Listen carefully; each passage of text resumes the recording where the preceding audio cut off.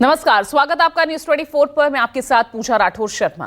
और चलिए अब खबर पश्चिम बंगाल से, जहां विधानसभा में विपक्ष के नेता शुभेंदु अधिकारी के एक बयान पर बवाल मच गया है। बीजेपी की बैठक में शुभेंदु अधिकारी ने खुलेआम ये कह डाला कि पार्टी को सबका साथ सबका विकास नहीं कहना चाहिए, अब इसकी जरूरत नहीं है, बल्कि हमें कहना चाहिए जो हमारे साथ हम उनके साथ, सबका साथ सबका विकास बंद करो। सबका साथ सबका विकास, यही मंत्र लेकर के चले हैं।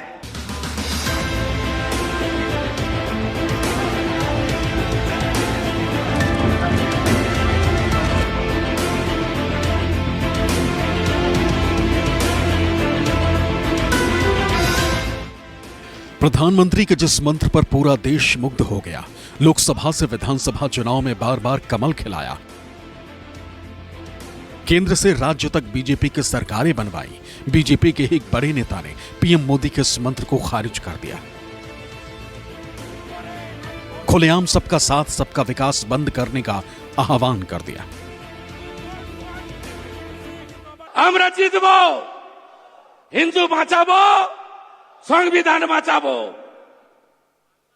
আর বলবো, আমিও বলেছি রাষ্ট্রবাদী মুসলিম, আপনারাও বলেছেন सबका साथ सबका विकास।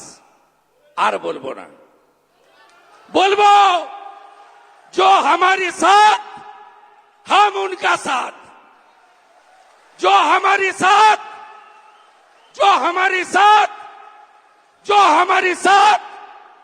हम उनका साथ, सबका साथ सबका विकास बंद करो। नो नीड संख्यालघु मोर्चा। ভালো থাকুন। जय श्री राम, जय श्री राम, जय श्री राम। मुस्लिमों को निशाना बनाना, भड़काऊ बयानबाजी करना बीजेपी नेताओं के लिए कोई हैरत अंगेज घटना नहीं है, लेकिन शुभेंदु ने जैसे जोश में बाउंड्री लाइन लांघ दी।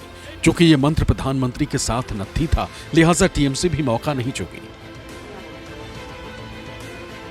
सोशल मीडिया पर शुभेंदु अधिकारी के बयान का वीडियो साझा करते हुए टीएमसी ने तंज कसा। शुभेंदु के बयान को पीएम मोदी का अपमान बता दिया। टीएमसी आईटी सेल के मुखिया नीलांजन दास ने सोशल मीडिया प्लेटफॉर्म एक्स पर लिखा, पश्चिम बंगाल बीजेपी नेता और विधानसभा में नेता प्रतिपक्ष शुभेंदु अधिकारी ने प्रधानमंत्री नरेंद्र मोदी का दुस्साहसिक अपमान किया।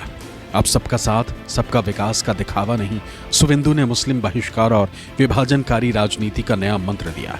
बंगाल बीजेपी मुस्लिम मोर्चा के विघटन का आह्वान भी किया।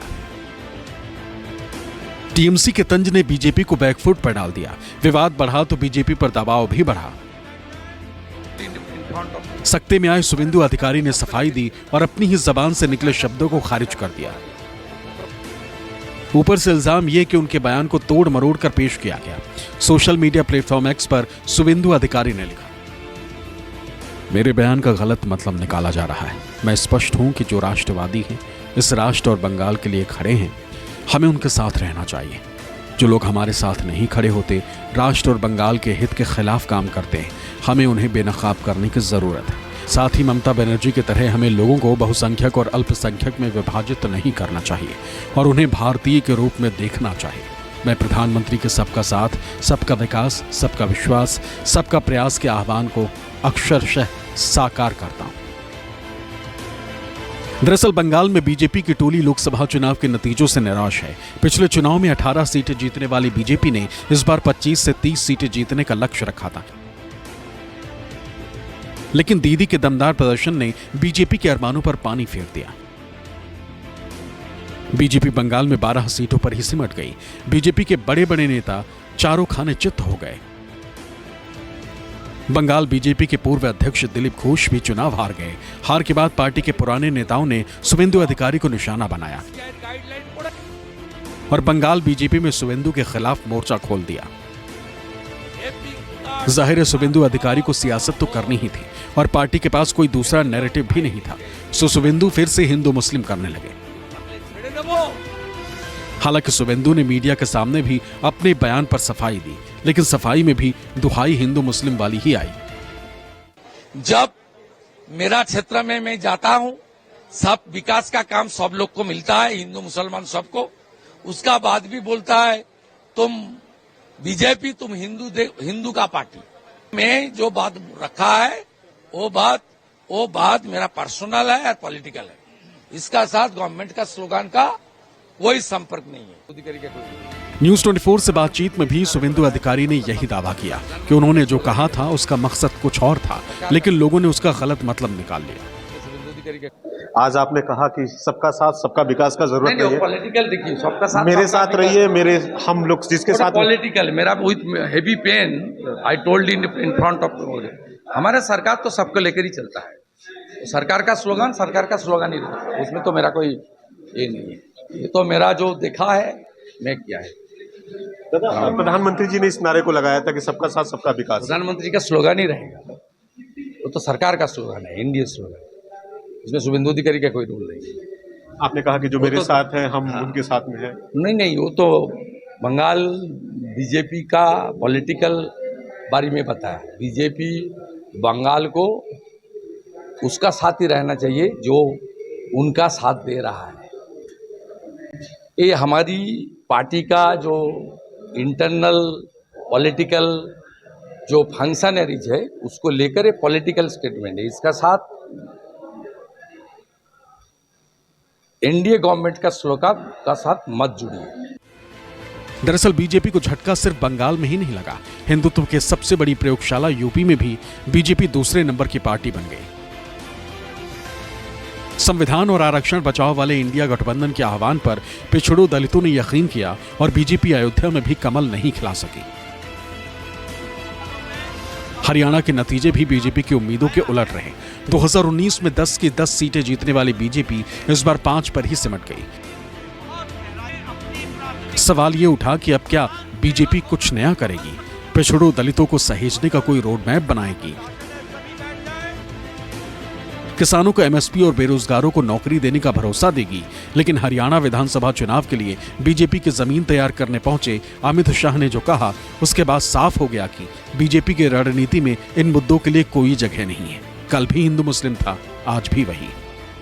कर्नाटक में बीसी का रिजर्वेशन छीनकर मुसलमानों को रिजर्वेशन देने का यहां पर भी आएंगे तो यही होगा।